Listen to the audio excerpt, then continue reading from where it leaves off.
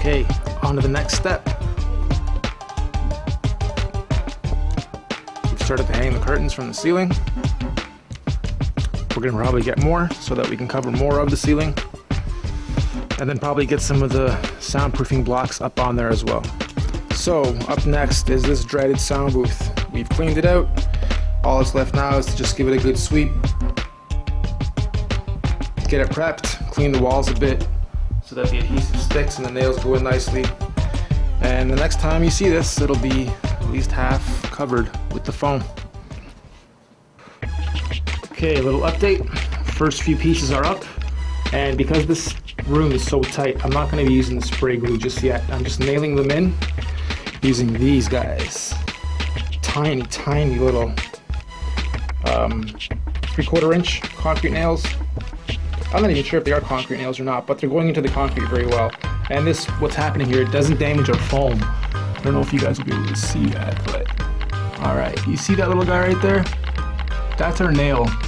And when the day comes I want to remove that, I can still pull that out, pull it right through the foam and not damage the foam because it's so small, so tiny.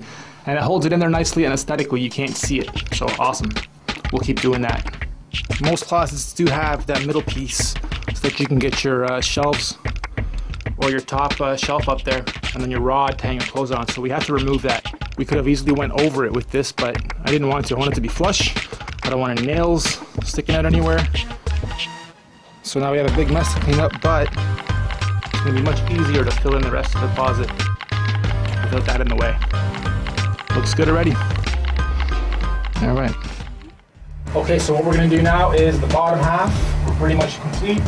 The top, I don't know if you'll be able to squeeze in here. Let's give it a try.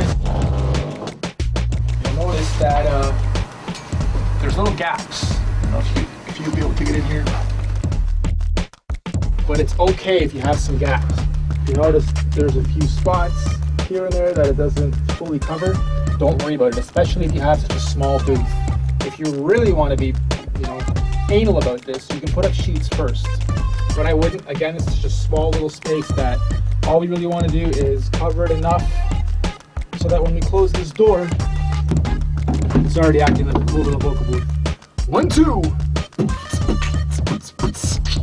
I've always been charismatic and tall, jaded, dramatic, and bald. It's wicked already, and it's only covered, what, 65, maybe 70%. So again, if you don't cover every little piece of your closet, if you run out of these things even, don't worry about it. I might even be opting to taking some of these out.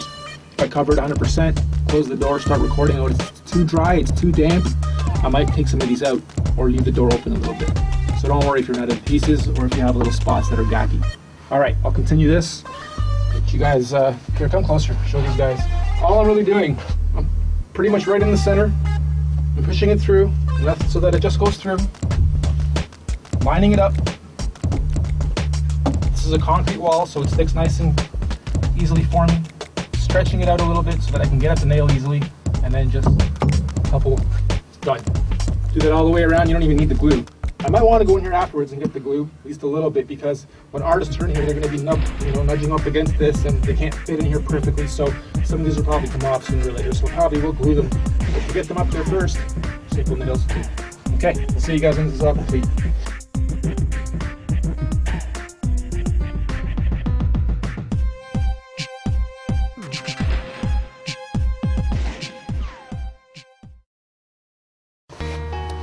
All right, we're almost complete. I'm on to my last few pieces. And of course, it's not gonna fit perfectly. If you're lucky, somehow this might have all fit perfectly for you, but chances are you'll need a few odds and ends to fill in little gaps. So just get a good quality pair of scissors, chop them up to whatever slices and dices you need, and fill in whatever little areas that need filling, and consider yourself done. So as you can see, we just want to fill in that little gap right there. Maybe go along some of these edges. You can tell that we've already gone along this one. And this sounds great in here already. Okay, so after a ton of grueling hours, some demo, we have a fully functional sound booth. We've taken another nice thick sheet For the inside of the door, we might want to go ahead and reinforce the door some more as well. However, for now, we don't need to. I'm noticing it's still pretty good inside as far as insulation goes and sound reduction.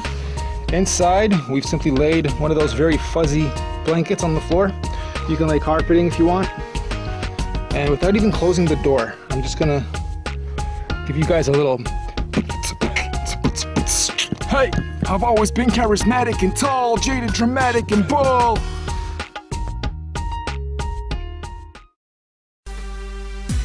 We've hung a mic. For now, it's just going over the light, but it will be hung from the ceiling.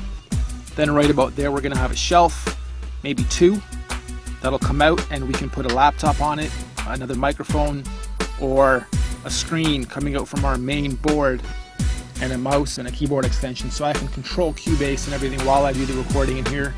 Or if an artist is in here and they want to use the DAW while they record on their own and be in control, that's possible too. So wicked. This whole thing cost us under 500 bucks.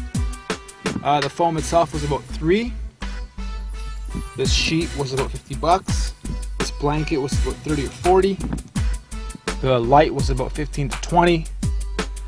And that's about it. The nails, the spray glue was about another 20, 30.